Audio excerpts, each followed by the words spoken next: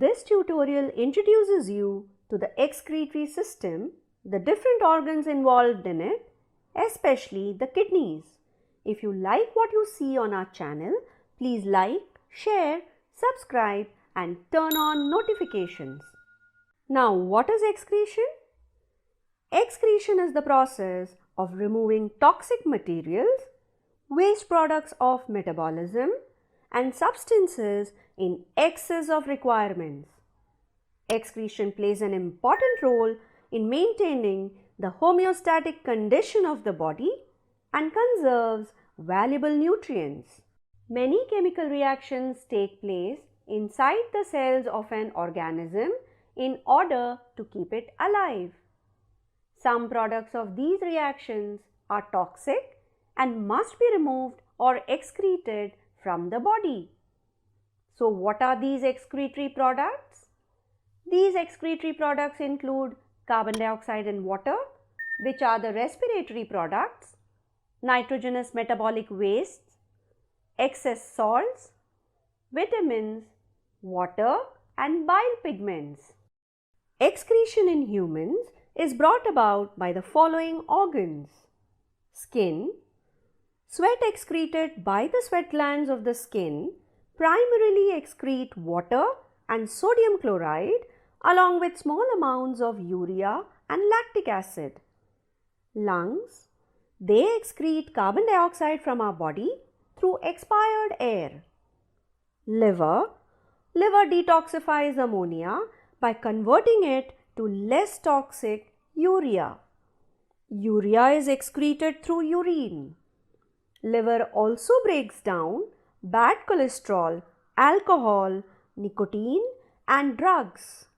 These three organs are called the accessory excretory organs. Of all the organs of the excretory system involved in excretion, the chief excretory organs are the kidneys. Why are the kidneys so important? The most important function of the kidney is to filter the blood for urine formation. It excretes metabolic wastes like urea and uric acid into the urine. It maintains the acid-base balance of the body. It also maintains the water and salt levels of the body. Now let us understand the human urinary system. The urinary system in humans consists of a pair of kidneys, a pair of ureters, a urinary bladder and a urethra. The kidneys are two bean-shaped organs about 10 centimeters long and 6 centimeters wide, located on either side of the vertebral column and protected by the last two ribs. The right-sided kidney is at a slightly lower level than the left one because of the presence of the liver on the same side. The outer surface of the kidney is convex while the inner surface, which faces the vertebral column, is concave. A depression known as hilus is present on the concave side through which the renal artery enters the kidneys. The renal vein and the ureters exit the kidneys. Each minute, about 1 liter of blood enters the kidneys through the renal arteries. After the blood is cleaned, it flows back into the body through the renal veins. The urine produced in the kidneys constantly flows through the ureters.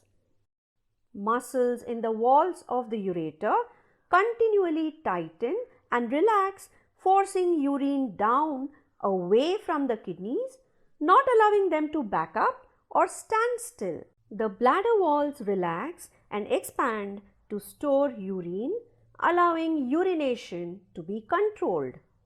The normal capacity of the bladder is 400 to 600 milliliters. The bladder has a direct line of communication with the brain. It is full of receptors that tells the brain how full the bladder is.